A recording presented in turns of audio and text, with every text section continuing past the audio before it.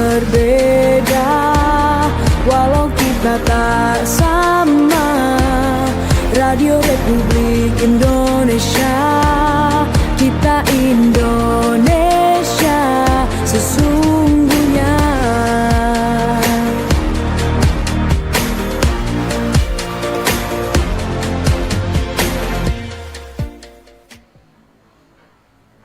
Selamat pagi pendengar dan pemirsa Radio Republik Indonesia Manado. Senang sekali saya Priscila Balebu kembali bisa menemani Anda untuk di Forum Kawanua edisi hari ini Senin 3 Februari 2025. Dan seperti yang sudah saya announce sebelumnya bahwa di Forum Kawanua nanti kita akan membahas tema terkait dengan faktor risiko, pencegahan dan deteksi tumor paru. Seperti yang terlihat di layar YouTube Anda ataupun bahkan Anda yang mendengarkan kami juga melalui siaran terestrial, sudah hadir narasumber di Studio Pro 1 pagi hari ini. Saya sapa terlebih dahulu Dr. Yeskiel Panjaitan S. Hamar selaku Direktur Pelayanan Medik dan Keperawatan RSUP RD Kando Manado. Selamat pagi Dr. Yeskiel. Ya, selamat pagi. Selamat pagi. Boleh agak didekatkan mic-nya agar supaya pendengar bisa lebih jelas mendengar suaranya. Baik. Ada juga di samping saya yang cantik ini ada Dr. Yolanda Edith Pratiwi SPP. Selamat pagi, Dok. Selamat pagi semuanya. Gimana kabarnya? Puji Tuhan baik. Syukurlah ya. Ini terkait dengan tumor paru. Ini mungkin, Dok, kita harus lebih tarik ke belakang dulu karena memang saya saja yang awam sering mendengar kanker paru dibandingkan tumor paru. Masyarakat juga mungkin ingin mengetahui sebenarnya seperti apa definisi dari tumor paru sendiri. Silakan, Dok. Sebenarnya kalau kita mau langsung ngomong ke tumor paru, kita ngomongin paru dulu ya. Paru itu organ utama untuk terjadinya proses pertukaran gas. Jadi gas yang bagus oksigen itu masuk ke darah, gas yang ibaratnya racunnya CO2-nya itu harus keluar dari darah. Nah, jadi pertukaran respirasi itu sampai ke seluruh sel tubuh. Nah, organ utamanya si paru ini untuk melakukan pertukaran gas. Jadi kalau ada sesuatu yang tumbuh di saluran nafas dan paru, otomatis proses pertukaran itu jadinya tidak bagus dong. Nah, otomatis yang seharusnya tadinya dia bertukar gasnya, ada yang tumbuh, jadinya pasiennya jadi mengalami sesak, lemas, dan lain-lain sebagainya. Jadi, kanker tumor atau kanker itu yang menempati, yang seharusnya tidak ditempati itu, kalau misalnya dia tumor, biasanya dia nggak banyak berkembang selnya. Tapi kalau dia kanker, dia itu berkembang di luar kontrol. Di luar kontrol, bisa sampai keluar dari paru menuju ke paru sampai akhirnya ke organ-organ di sekitarnya, ke hati, ke tulang. Terus tapi kalau bisa juga sampai dia ke pembuluh darah, akhirnya bisa menyebar ke otak dan kelenjar getah bening dan lain-lainnya. Tapi kalau dia jinak, dia memang ada benjolan, tapi berkembangnya nggak cepat dan selnya juga nggak terlalu besar. Gitu. Dokter Yeskiel, berarti bisa dikatakan kalau tumor lebih jinaka atau seperti apa? Saya bantu dulu Dokter Yolanda agar lebih dekat lagi. Gimana tambahannya? Ya, kalau tumor kan lebih jinak sebenarnya, tapi kalau kita lihat yang namanya jenis organnya perlu kita lihat. Walaupun jinak, tapi kalau posisi organnya cuma bawahnya di otak gitu ya, itu juga jinak, tapi kalau dia menekan itu kan juga sangat mempengaruhi, sangat berbahaya. Jadi tidak serta-merta dikatakan tumor jinak tapi tidak berbahaya, tidak beresiko, tetap semua memiliki risiko ya. Nah, kebetulan kami dari Rumah Sakit Umum RD Kando ya, selaku perpanjangan dari Kementerian Kesehatan ya, jadi kami dalam rangka transformasi bidang kesehatan, nah kami melakukan atau menjemput bola ini, yang dimana kami nantinya ini akan melaksanakan pembangunan untuk gedung kanker center di provinsi.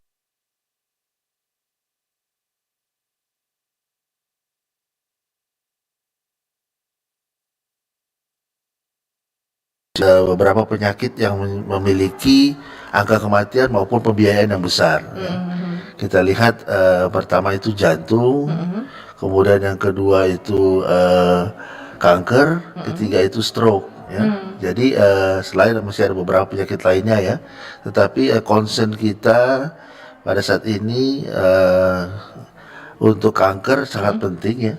Karena pembiayaannya itu nomor 2 terbesar untuk beban pembiayaannya di seluruh Indonesia. Baik. Jadi untuk itu perlu kita lebih concern. Nah, dalam arti concern ini kita tidak hanya melakukan terapi, tetapi kita juga memberikan edukasi untuk langkah-langkah baik itu preventif maupun promotif kepada masyarakat. Bagaimana masyarakat itu mengetahui terkait kanker itu sendiri ya. Baik mereka bisa mengenali tanda dan gejalanya seperti disampaikan tadi, kemudian faktor risikonya, bagaimana menghindarinya, itu sangat penting. Jadi untuk itu kita perlu mengedukasi masyarakat. Demikian. Baik, nanti kita akan ke kanker center di Provinsi Sulawesi Utara, kita akan bahas lebih dalam lagi, Dr. Yeskiel. Namun tadi dokter juga sempat menyampaikan bahwa penting untuk mengetahui, memberikan edukasi ke masyarakat terkait dengan penyebab-penyebabnya begitu ya.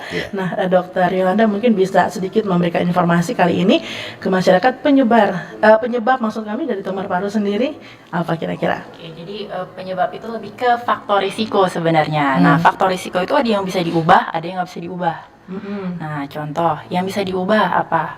Nomor 1 sebenarnya asap rokok.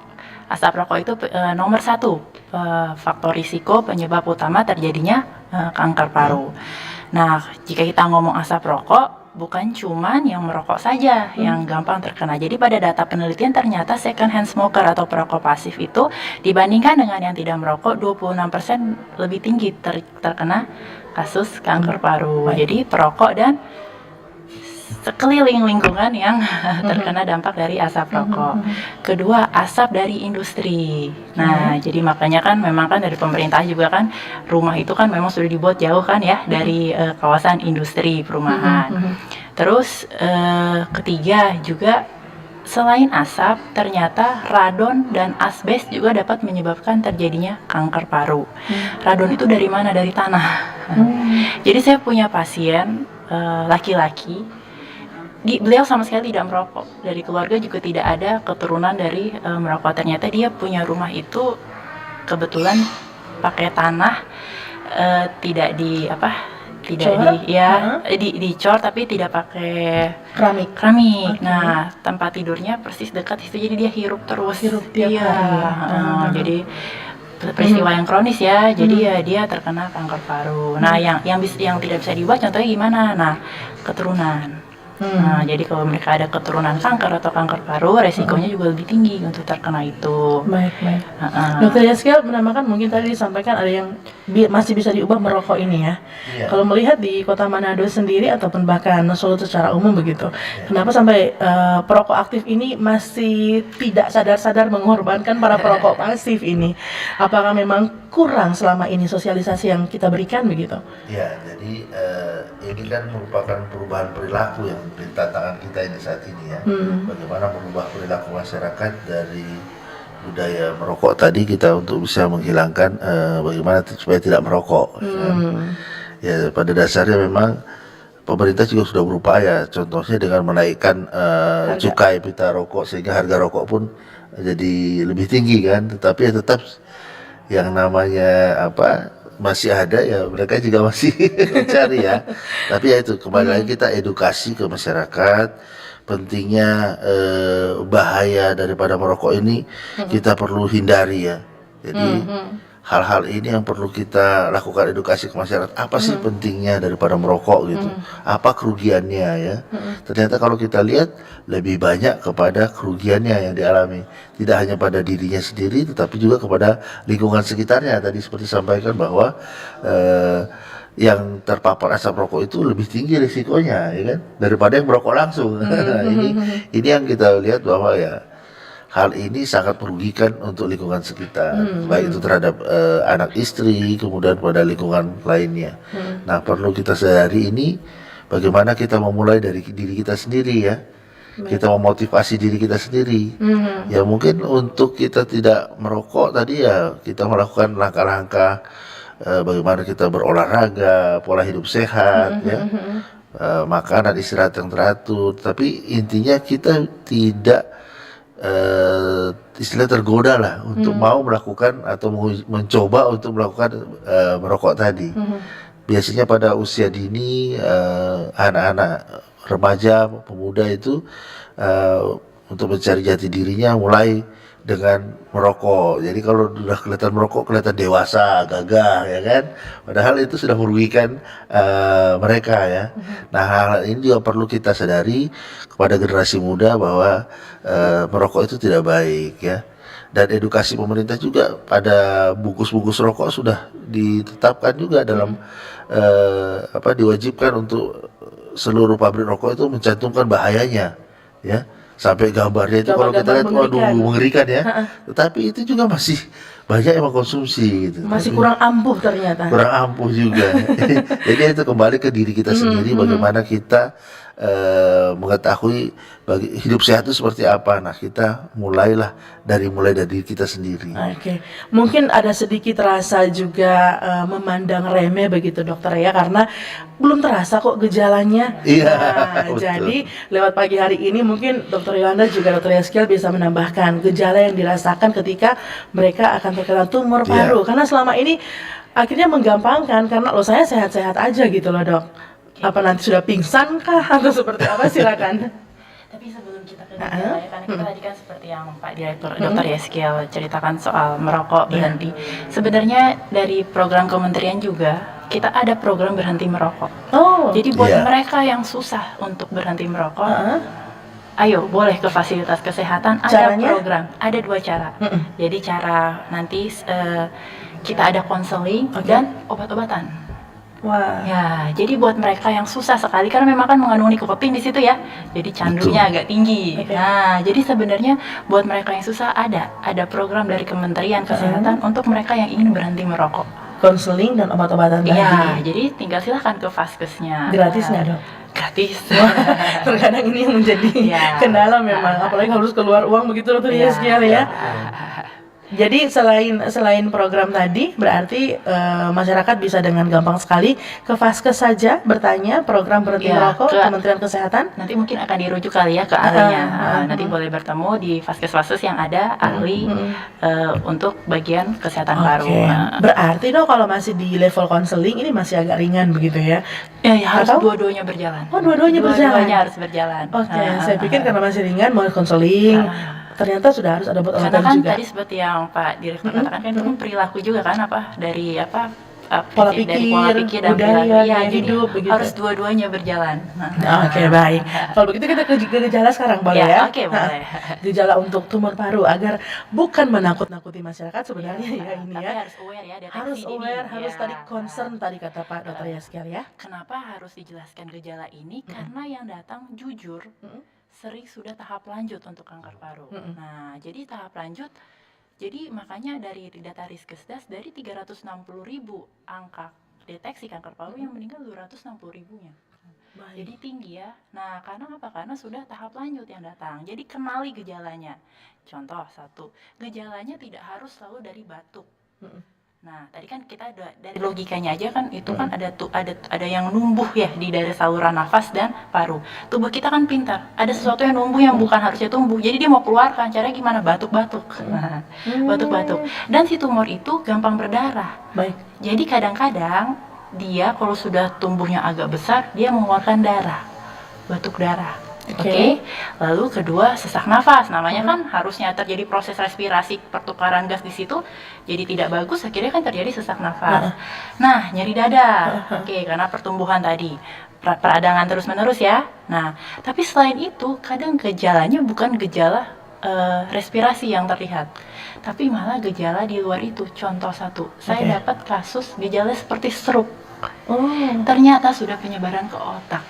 Utamanya sudah dari paru. Ada yang sampai gejalanya bukan gejala respirasi, jadi gejalanya nyeri-nyeri tulang. Ternyata sudah penyebaran ke tulang. Oke, itu untuk tingkat lanjutnya begitu dok ya. Nah, tadi sempat disampaikan dokter Yolanda sering batuk. Nah, sering batuknya ini intensitasnya seperti apa? Apakah setiap berapa saat ataupun bahkan hanya di siang atau malam hari begitu? Karena ada beberapa yang mungkin kalau mau tidur katanya baru mau masuk deep sleep begitu dok ya, di malam hari tiba-tiba batuk yang luar biasa. Apakah itu termasuk atau seperti apa sering batuk ini? Dia batuk kronis, jadi benar-benar lebih dari 2 minggu. Kan kadang hilang timbul.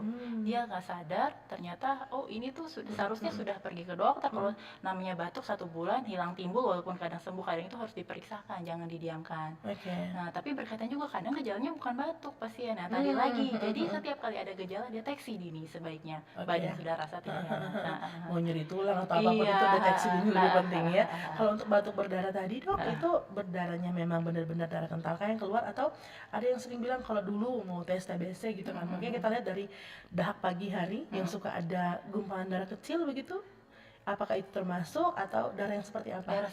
Darah segar. Tapi jangan gini ya. Kadang-kadang TBC juga nggak batuk darah. Oh gitu. Iya, jadi memang batuk-batuk juga bisa terjadi tapi tanpa batuk darah. Nah, tapi salah satu gejalanya memang seperti itu. Jadi kalau ada gejala batuk lama, jangan kayaknya alergi nih, kayaknya alergi, belum tentu, jangan dibilang alergi semuanya. Mendingan langsung cek. Baik, itu dia dokter Yeskiel saya saja.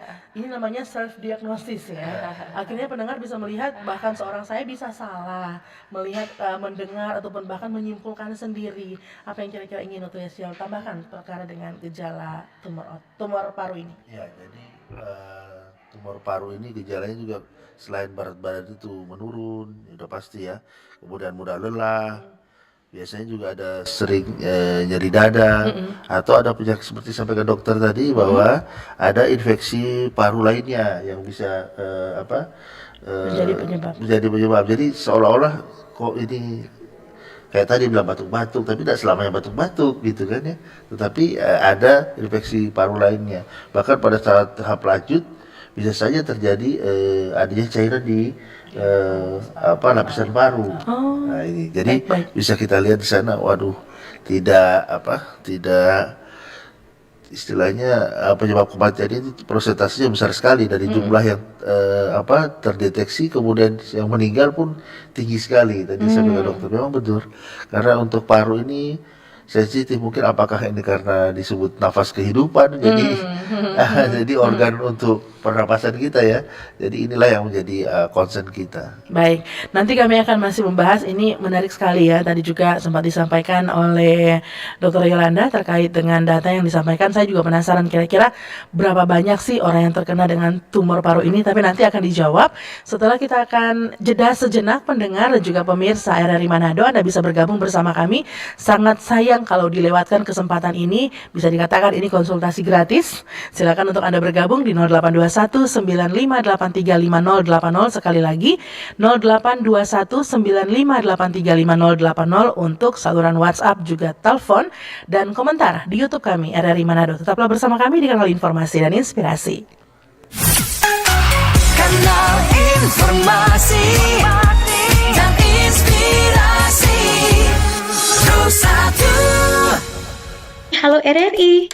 Halo RRI. Iya, halo RRI. Kami semua bisa sampaikan semua keluhan masalah atau informasi melalui SMS, WhatsApp, dan media sosial secara langsung di 0816 16 12 121 setiap hari Senin dan Jumat pukul 10 pagi sampai pukul 11 siang waktu Indonesia Tengah. Suarakan masalah Anda dan temukan solusinya bersama Halo RRI. Halo RRI.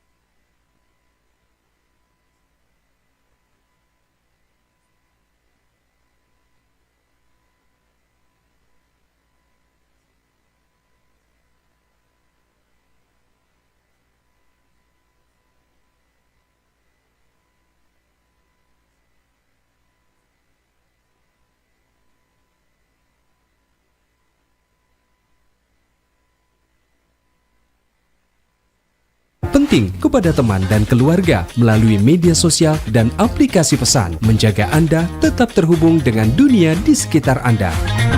Memiliki jaringan lebih dari 80 microsite tersebar dari Sabang sampai Merauke, serta memiliki tren pembaca yang semakin meningkat. RRI News menghadirkan liputan berita terlengkap dan terkini dari seluruh Indonesia. Unduh sekarang di Google Play dan App Store aplikasi mobile RRI News, membawa dunia ke dalam genggaman Anda.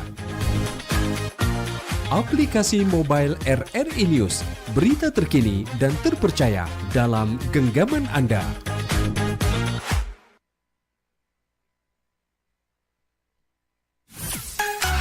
Kanal informasi dan inspirasi Terus satu. Terima kasih pendengar dan juga pemirsa RRI Manado, Anda masih bersama kami untuk Forum Kawanua. Masih dengan pembahasan di kesempatan pagi hari ini terkait dengan faktor risiko, pencegahan dan deteksi tumor paru.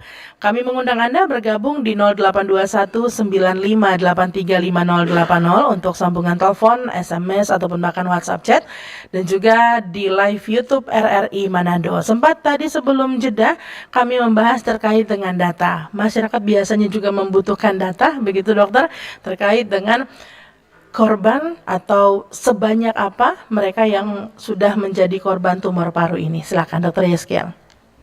Ya, untuk kejadian yang ada ini prevalensi penyakitnya itu 1,2 per 1000 penduduk ya. Artinya? Di mana di seluruh Indonesia ini yang terdampak atau terpapar seluruhnya itu berdasarkan data di 2023 itu hampir mencapai 26.000 atau 25.900 sekian ya. Wow. Jadi Itu per atau di tahun? di tahun 2023, data di tahun 2023. Jadi memang sangat tinggi. Jadi untuk data ini hampir menduduki keurutan ketiga atau keempat ya di dari seluruh kanker yang ada di Indonesia ya. Untuk tumor paru ini ya. Selain ada tumor-tumor lainnya yaitu penyakit kanker lainnya yaitu untuk kanker payudara, kanker serviks ya, yang banyak pada wanita. Baik. Kita akan ke penelpon terlebih dahulu. Halo, selamat pagi Forum Kawanua. Selamat pagi, Priscila. Pagi, Bapak siapa di mana, Pak?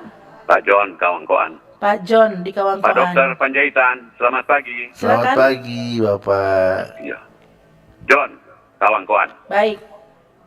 Dokter Yola, selamat pagi. Selamat pagi, Pak. Shalom. Shalom. Damai di hati. Priscila coba Ibu Yola Pesuara kasih sama dengan Dokter Panjaitan. Iya. Ini kurang jelas. Masih malu-malu Dokter Yola. harus agak maju sedikit, Pak John. Silakan langsung, Pak John. Iya, jadi kira-kira apa penyebabnya ya sehingga sekarang ada tumor paru, ganasnya kanker. Apakah itu melalui apa, Dokter Yola dan Pak Panjaitan? Apakah sekarang kita sudah berada di kehidupan era baru? Makanan harus lifestyle ya. Baik. Seorang Bapak kalau mau ikuti itu keinginan, sebetulnya tidak boleh. Kalau saya, Pak Dokter, saya seorang kaum penyandang disabilitas tunanetra, saya nyana mau minum minuman gas, Coca-Cola. Baik. Berarti ya bukan mau sempatkan di situ, tapi ada orang yang sebetulnya terbatas sebetulnya soal makanan-makanan. Iya kan? Jadi kira-kira ya saya bukan mau jawab, tapi kira-kira itu apakah itu penyebab sehingga terjadi tumor paru, kanker ganas. Baik, Pak John, itu saja. Tunggu, terima Baik. kasih.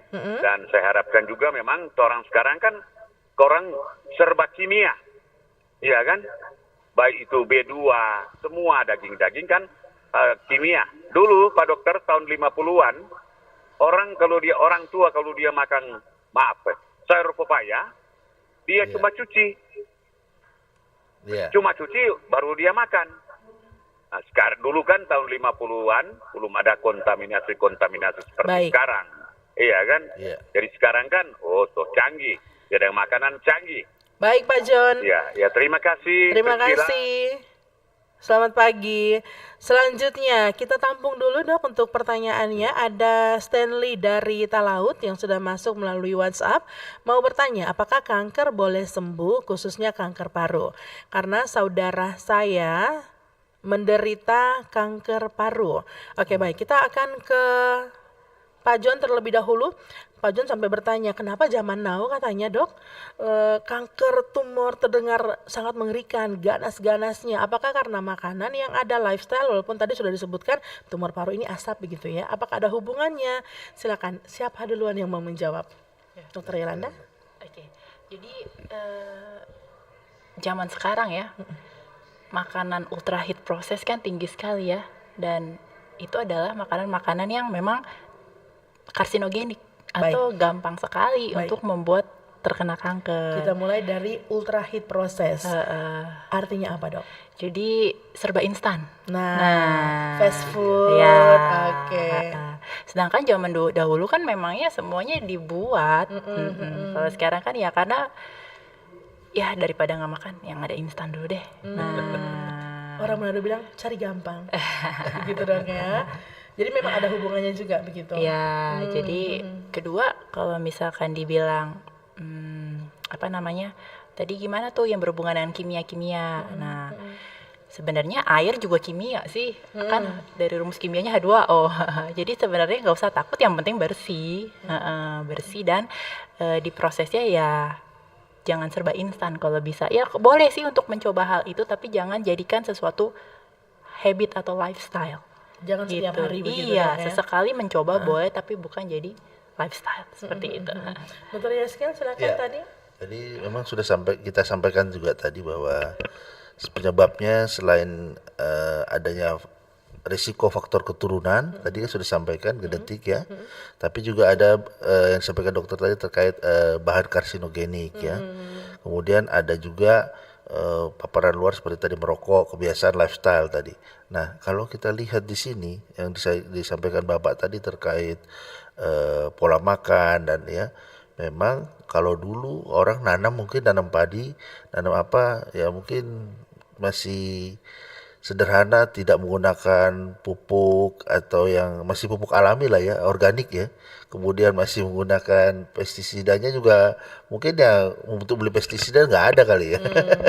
Tapi di sekarang ya sudah menggunakan pestisida, kemudian sudah waktu dipanen mungkin sayur-sayuran tidak langsung dicuci ya kan, langsung dikonsumsi, itu kan menjadikan bahan-bahan karsinogenik untuk tubuh kita. Kemudian kita lihat beberapa jajanan juga di beberapa media sosial kita bisa lihat bagaimana kita jajan di luar itu ternyata di dalamnya sudah dicampur pemutih, dicampur pengawet, ya. Nah, hal-hal seperti ini yang perlu kita lihat, pewarna ya. Ini sebenarnya menjadi pemicu, stressor buat nantinya kepada tubuh kita sebagai benda asing yang akan menjadi tadi menyebabkan kanker tadi ya. Baik. Jadi pendengar mungkin yang ini istilahnya kedokteran semua gitu ya. Saya sampai karsinogenik ini pendengar adalah zat atau bahan yang dapat menyebabkan kanker. Begitu dok? Iya, betul. Sepakat ya? Iya. Benar ya? Saya udah bisa jadi dokter kayaknya ini. Saya satu-satunya yang pakai putih soalnya hari ini. Tadi juga sempat ada yang bertanya, dokter Yolanda katanya apakah bisa sembuh kanker paru itu? Baik, jadi kalau misalkan saya selalu ditanyakan begitu ya, ini di luar dari kedokteran. Kesembuhan dan kehidupan itu kan dari Tuhan ya, nomor satu. Tapi kalau kita ngomong angka tahan hidup, angka tahan hidup itu tergantung dari stage-nya. Jadi ketika pasien itu dinyatakan kanker paru, tanyakan kembali kepada dokter tersebut. Beliau itu sudah di stadium berapa? Nah, karena menurut penelitian, dari angka ketahanan hidup 5 tahun, untuk yang stadium 1 itu bisa sampai 75%. Stadium 2 itu bisa sampai 30%. 3-4 itu 16 sampai 5%. Nah, tapi ya itu kembali ke penelitian ya. Memang itu kan ditarik dari rata-rata orang seperti itu. Nah, jadi ketika stadium 1 mungkin kecil terus sudah dilakukan pengangkatan, mungkinkah bisa remisi lagi? Bisa. Mungkinkah bisa tidak lagi datang? Bisa. Nah, semuanya ada dari nanti ada follow up-nya. Oke. Jadi setelah dinyatakan kanker paru, apalagi yang sudah di itu, jangan berhenti, oh sudah tidak datang lagi. Dia ada follow up-nya per 3 bulan, per 6 bulan, per 1 tahun, seperti itu. Jadi masih ada kemungkinan untuk sembuh. Ya, masih Tergantung ada. stadiumnya. Semakin tinggi stadiumnya, semakin gawat lah. Ya. Bisa dikatakan seperti itu ya. Dan ya, apa yang disampaikan Dr. Yolanda tadi benar juga, karena memang begitu didiagnosa kanker, biasa orang sudah habis kita, katanya gitu dok. Jadi ternyata harus datang lagi untuk lagi dilakukan perawatan begitu. Pertanyaan di YouTube dari Abdi Negara, di sebelah kanan kompleks perumahan kami ada kandang ayam skala besar dan di kiri ada kandang babi. Luar biasa. Kalau pagi baunya bikin pusing. Apakah polusi udara limbah kandang bisa menyebabkan tumor paru? Limbah kandang itu lebih ke amonia ya kalau itu ya. Iya. Nah, Berarti, amonia sih belum ada penelitian yang bilang untuk lebih banyak radon dan asbes Pak untuk kanker paru. Oke, baik, langsung dijawab. Lebih banyak radon dan asbes tadi ya. Jadi Abdi Negara tadi belum ada penelitian terkait dengan amonia tadi. Kita akan ke pencegahan dokter-dokter kali ini pagi hari ini. Dari tadi kita sudah penyebabnya, sudah membahas terkait dengan faktor risiko. Lantas pencegahan seperti apa yang bisa dilakukan oleh masyarakat? Dokter Yolanda, duluan silakan. Pencegahannya tadi sebaiknya jadi kalau misalkan tidak merokok. Tidak merokok. Tidak Nomor merokok. satu. Oke. Kalaupun sudah terikat dengan rokok, Yang sudah merokok? ya berhenti Berhenti. merokok. Oke. Smoking cessation itu ada program dari Kementerian Kesehatan. Oke. Yang ketiga, ketika sudah ada saya sudah merokok hampir 15 sampai 20 tahun. Satu hari bisa 20 batang. Belum ada gejala, lakukan deteksi dini. Bagaimana deteksi dininya? Nanti akan dilakukan pemeriksaan oleh dokter untuk melihat sudah adakah benjolan, karena benjolan itu ketika kecil belum terasa. Padahal sudah ada. Jadi kita akan melakukan deteksi dini. Nah, tapi kalau untuk mereka yang ketika ada keturunan dari keluarga yang kanker, dan itu boleh dilakukan screening juga. Jadi beda ya screening dan deteksi. Baik. Screening itu pada orang sehat, deteksi itu pada orang yang sudah ada gejala, deteksi dini. Nah, jadi lakukan itu supaya jangan sampai tadi kembali ke 5 year survival rate, 5 tahun angka survivalnya makin tinggi stadiumnya, makin rendah angka hidupnya. Baik, gitu. baik. Jadi lakukanlah screening, dini deteksi dan dini. screening. Paling bagus tidak. Oke, baik. Berhenti atau tidak merokok sama Iya. sekali. Kita ke penelpon, silakan. Halo, selamat pagi, Forum Kawanua. Halo, dengan Bapak siapa di mana, Pak? Halo, salam sehat. Dengan Bapak siapa? Pak Sartono di Kombos. Silakan Pak Sartono. Berbicara kesehatan ini penting, harta yang tak ternilai di dunia. Itu yang pertama. Yang kedua mengenai ada istilah dulu apa itu nama bisul palaka atau mungkin buka pusaka. Baik. Ini ada kaitan dengan kanker atau tidak? Itu yang pertama. Baru TBC. Berbicara TBC ini, apakah ini dia bisa Ke tumor kena paru. juga kepada keluarga? Oh, Atau menular. ini apakah memang penyakit turunan? Karena berbicara tentang penyakit-penyakit ini, penyakit sangat berbahaya bagi seluruh manusia yang ada di dunia ini. Ini tiga ini dia. Pak Sartono, Ya, tadi istilah apa yang ingin ditanyakan? Mohon maaf. Bisul pelaka. bisul pelaka Oke. dengan luka pusaka. Luka pustaka. Iya, itu ada istilah dulu. Apa? Baik. Oke, mohon maaf. Ya. Mungkin istilah lain itu. Baik Pak Sartono. Itu saja. Jadi kalau berbicara TBC ini, apa dia kena di kanker atau tidak? Oke. Yang Apakah kedua. termasuk tumor paru begitu ya? Ya, Oke. karena apakah itu dia termasuk penyakit keturunan atau tidak? Baik. Dan itu apakah itu dia masuk di studium atau tidak? Itu pertanyaan. Terima kasih, selamat pagi Merdeka. Baik, Merdeka. Terima kasih Pak Sartono yang ada di Kombos. Memang sih sepertinya untuk pertanyaan nomor 1, Dr. Yolanda belum lahir ya. Ada dari WhatsApp, selamat pagi RRI, selamat pagi dokter narasumber. Saya cuma mau tanya, kalau medical check up lengkap sudah dapat mendeteksi semua penyakit termasuk tumor paru kah? Mohon penjelasannya dari Albert Minawerot. Iya. Oke, silakan. Oke, siapa dulu nih ya? Dari Pak Sartono mungkin, Sartono dulu. mungkin Pak atau Dokter Yeskiel yang akrab dengan istilah tadi. Saya menulis aja saya bingung nulisnya gimana. Ternyata Dokter Yeskiel lebih paham gitu ya. Silakan. Jadi memang di dunia masyarakat kita itu orang biasa kalau dapat tumor orang bilang bisul palaka, itu biasa di belakang di bawah permukaan kulit itu ya biasanya pada benjolan kemudian Oke. dia timbul seperti bisul ya. Biasanya kita lihat itu pada kanker payudara, itu biasanya paling banyak. Nanti mereka menyampaikan, oh ini bisul palaka ini. Jadi tumbuhnya tidak keluar, tidak pecah keluar, tapi dia lebih merusak ke dalam gitu ya.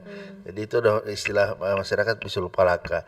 Jadi kalau di sini yang terjadi bukan pada lapisan kulit, tetapi terjadi di organ dalam kita, Pak. Ini jadi posisinya di paru. Jadi di dalam paru. Jadi kalau bisul palaka itu memang banyaknya awamnya itu pada kanker payudara yang dialami oleh beberapa masyarakat atau biasanya juga osteosarkoma ya. Untuk kanker tulang itu diawali dengan lesi kecil kemudian jadi besar, tiba-tiba menjadi besar progresif gitu ya, perkembangan pertumbuhan penyakitnya.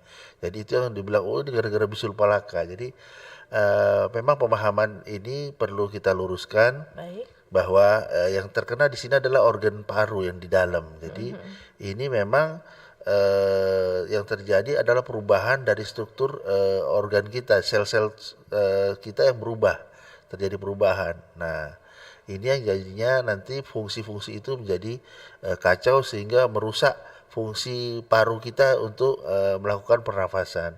Dan ini bisa menyebar sampai kemana-mana, bisa menyebar seperti sampaikan dokter tadi bahwa bisa ke otak ya, bisa ke organ hati, ke lain-lain. Nah ini yang bisa disebut metastase kalau bahasa kedokterannya, jadi menyebar ke organ-organ lainnya. Baik. Saya mendapatkan istilah baru lagi dok, ini osteosarkoma. Saya tahu kanker tulang berarti ya. TBC, apakah tadi akan ke tumor paru kah? Dan tadi sempat ditanyakan menular, walaupun ini kita out of topic ya dok, tapi nggak apa-apa dibahas sedikit karena ada juga yang berhubungan sama pertanyaan yang sudah masuk di WhatsApp. Saya bacakan sekalian, pagi narasumber, tumor paru, batuk TBC. Ini narasumbernya dokter bukan tumor paru ya. Batuk TBC apakah gejala tumor paru? Sama pertanyaannya. Merokok miras juga apakah gejala tumor paru? Makanan kimia semacam karbit, mungkin maksudnya faktor risiko begitu penyebabnya ya. Iya. Kulkas dan pewarna-pewarna pernik kuliner apakah mencernahkan tumor paru? Ini mohon maaf kopas langsung dari ketikan pendengar langsung. Dari Payos di Air Madidi. Silakan, Dokter Yolanda. Jadi saya masih bertemu pasien itu ketika ditanyakan riwayat TBC ada atau tidak, saya pasti akan pertanyakan seperti itu. Dia bilang keturunan kami tidak ada. Nah, jadi TBC itu bukan penyakit keturunan, tapi penyakit menjangkit. Jadi ketika ada satu keluarga, itu sudah program dari kementerian juga. Ketika sudah ada satu keluarga yang terkena positif TBC, harus dilakukan cek untuk satu keluarga, satu itu yang kontak rumah gitu ya, ya? seluruhnya. Jadi tapi itu bukan karena memang kan kanan kiri, karena kan kontak, tapi bukan keturunan, tapi menjangkit. Nah, jadi wajib untuk diperiksakan. Apakah TBC bisa jadi tumor paru? Bisa. Nah, TBC itu bisa bentuk gejalanya dia tuh benjolan. Kita sebut dengan tuberkuloma. Tuberkuloma itu ketika terjadi radang terus tidak diobati bisa menjadi kanker paru. Nah, jadi namanya peradangan ya, namanya kan radang terus di situ. Nah, bisa menjadi kanker Berarti paru. Bisa begitu ya? Bisa. Jadi obati. Gejalanya gimana? Sama atau enggak? Sama, mirip-mirip. Mirip-mirip, sama. Apalagi orang yang perokok gampang sekali terkena TBC karena dia punya bulu getar di saluran nafasnya tuh gampang lumpuh. Jadi daya pertahanan tubuhnya kurang bagus. Nah, Oke, jadi bulu getar makanya. tadi ya, Iya. saluran napas. Oke, saya ingat nanti itu. Tadi coba ke atas sedikit sempat menanyakan terkait dengan chat WhatsApp. Nah, ini dia nih. Makanan kimia semacam karbit, terus kulkas, pewarna pernak-pernik kuliner, apakah bisa menyebabkan tumor paru katanya? Ya, tumor paru lebih ke apa yang kita itu ya hirup ya. Baik. Nah, itu mungkin bisa kejadi ke tumor yang lain tapi saluran pencernaan. Oke, Nah, berarti tapi tidak ada hubungan dengan tumor paru begitu ya? Nah, apa yang kita hirup atau makanya kan kayak TBC kan dari penyakit kan dari apa yang kita hirup sebenarnya kan. Terus radon, asbes juga kan dari apa yang kita hirup. Kalau makanan bisa juga terjadi terkena kanker, mungkin bukan paru tapi jadi kanker pencernaan. Wah, Nah, sama parahnya iya, juga dok sama. ya. Saya Ha-ha. pertanyaannya masih banyak, tapi kayaknya pasien dokter-dokter ini lebih banyak lagi di telepon. 082195835080. Halo, selamat pagi Forum Kawanua. Selamat pagi, Bapak siapa di mana? di Elik Manado. Pak Elik langsung terkait Iya, dengan selamat pagi tumor paru. para narasumber. Pagi, Pak. Nah, Pagi, begini Pak. dok, orang sebagai masyarakat ya nggak bisa berbuat apa-apa karena zaman semakin hari makin canggih. Iya. Kalau kita mengembalikan kalau dulu-dulu sudah bahan kimia, jadi segala penyakit timbul. Baik. Ya, begitu juga sama yang dia bilang. Dokter Wensiwaro dia bilang Iya. jangan kamu sekali-sekali bagi itu minyak angus. Itu menimbulkan kanker. juga, Pak dia Elik, bilang. pertanyaannya terkait dengan tumor paru langsung silakan. Iya, kalau tumor paru kan biasanya kan gejalanya kan dari asap-asap seperti itu, toh. No, di Manado ini di Indonesia ini, lerokor khususnya naik yang puluhan juta tetap orang beli. Baik. Inilah Ya, kita betul, sebagai Pak. masyarakat, bagaimana dok ini, apakah cuma asap rokok atau dengan asap-asap limbah lain? Baik. Ya baik. kan, nggak mungkin kan kalau masyarakat dekat pabrik, mesti brand itu pabrik. Terima kasih. Terima kasih Pak Elik yang sudah bertanya, walaupun ini sempat dibahas tadi di awal oleh Dr. Yolanda. Mungkin bisa memberikan sedikit pengulangan. Ada mungkin pendengar yang baru saja bergabung terkait dengan penyebab asap rokok sajakah atau ada asap-asap lainnya lagi, Dr. Yolanda? Silakan. Jadi memang yang tinggal di kawasan industri juga yang berhubungan dengan asap juga bisa terkena. Lalu bagaimana? Itu bukan cuman kita sebagai dokter saja yang harus bekerja sama. Itu memang harus bekerja sama dengan pemerintah kalau untuk kasus seperti itu ya kan. Ya, tapi ya seperti itu. Jadi tapi tidak melulu jangan cuman pikir soal makanan saja ya. Jadi makanannya dijaga tapi tidak merokok, tapi masih merokok. Nah, jangan. Stop tetap rokoknya. Makanannya diitukan. Maksudnya jangan hidup dalam ketakutan. Aduh, saya takut gini, takut gitu. Tapi yang nomor satu faktor pencetusnya itu yang harus dijauhi dulu. Seperti Jadi itu. asap-asap tadi ada mungkin yang lebih relate ke masyarakat, Dr. Yolanda, asap bakar sampah mungkin, apakah juga? Ya, jadi saya punya pasien, itu bukan cuma satu. Perempuan bisa terjadi kanker paru. Ternyata waktu zamannya kecil itu dulu belum ada itu ya, belum ada apa namanya? Belum ada kompor. Jadi dia pakai kayu bakar itu kan biofuel, Mas. Oke. Ya. Ya, itu adalah pajanan kronik terjadi Ternyata kanker penyebabnya asap dari bakaran kayu tadi. Iya, kan bahkan tidak sempurna itu kan. Nah, itu dia. Pakai kompor deh ya. Jadi karena ini kita akan ke penelpon, sudah kita tahan dulu karena masih banyak yang akan dibahas. Tadi sempat disampaikan Dr. Yeskil terkait dengan transformasi kesehatan, adanya kanker center yang akan ada di Rumah Sakit Kandau begitu. Iya, betul. Apa yang bisa dokter sampaikan ke masyarakat terkait dengan hal tersebut? Ya, jadi kami sementara melakukan pembangunan. Jadi mohon dukungannya, doanya sehingga nanti pembangunan ini di tahun depan sudah bisa dinikmati manfaatnya oleh seluruh masyarakat Sulawesi Utara dan sekitarnya. Jadi kanker center ini nantinya seluruh jenis kanker nanti disatukan, diintegrasikan pelayanannya di satu gedung dengan fasilitas yang lebih baik dan peralatan yang lebih canggih. Jadi semoga kedepannya harapan hidup terhadap penderita kanker, tidak hanya kanker paru tapi kanker lainnya, menjadi lebih tinggi untuk harapan hidupnya bisa lebih survive. Nah, harapan ini kita tempuh karena tadi itu kalau semua penderita kanker harus ke Rumah Sakit Darmais di Jakarta, itu ongkosnya sangat tinggi.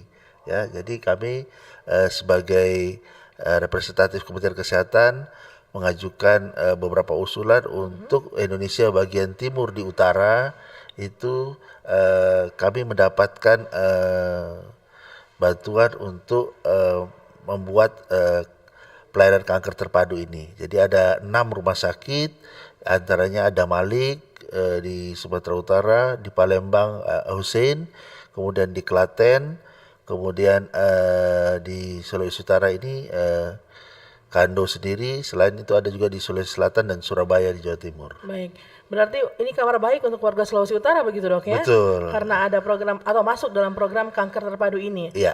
Nah dok, ini untuk jenis-jenis kanker tadi disampaikan semua jenis kanker bisa dilayani kanker center begitu ya? Ya, kita berupaya untuk melakukan pelayanan semaksimal mungkin. Jadi kita akan mengupdate juga terhadap teknologi maupun SDM yang ada sehingga bisa melakukan pelayanan terbaik untuk kanker ini di Sulawesi Utara dan sekitarnya. Baik, untuk mungkin bisa diberikan sedikit bocoran begitu Dr. Hezkiel terkait dengan fasilitas dan teknologi yang sudah Anda sebutkan di awal tadi. Apa saja kira-kira yang ada di rumah sakit? Untuk radiodiagnostik kami sudah ada radiodiagnostik untuk radiologinya. Kemudian radioterapinya kami juga sudah ada terkait pemanfaatan linek dan kobalt ya. Bahkan dan ini akan masuk lagi brahiterapi ya. Kemudian untuk saat ini yang bisa kita banggakan juga kita punya radionuklir ya. Radionuklir ini satu-satunya untuk yang ada di tanah Sulawesi seluruhnya ini baru ada di Sulawesi Utara. Jadi ini bisa kita banggakan dan kita berharap ke depan ini bisa dimanfaatkan sebaik-baiknya sehingga memberikan kesejahteraan atau angka harapan hidup yang terbaik bagi masyarakat Sulawesi Utara yang menderita kanker. Bisa nggak dok kita dapat bocorannya berapa lama proyek ini, kapan bisa aktif begitu kanker center ini? Mudah-mudahan di penghujung tahun depan sudah bisa beroperasional. Gedung ini sudah terbangun 12 lantai ya rencananya. Jadi nanti bisa beroperasi dengan 12 lantai di penghujung tahun depan. Baik, penghujung 2026. Ya. Ini merupakan kabar baik untuk warga Sulawesi Utara pastinya, karena tadi apa yang sudah disampaikan terkait dengan fasilitas dan teknologi sudah cukup lengkap begitu dok ya. Terkait dengan mungkin ada juga masyarakat yang ingin bertanya di kanker center tersebut, apakah juga apa aja spesialis yang ada di sana begitu dok, yang akan standby di kanker center? Ya, untuk spesialisasinya kita boleh dikatakan ya cukup komplit, tapi kita tidak berpuas diri di situ saja ya. Baik itu nanti ada spesialis obgyn ya, yang untuk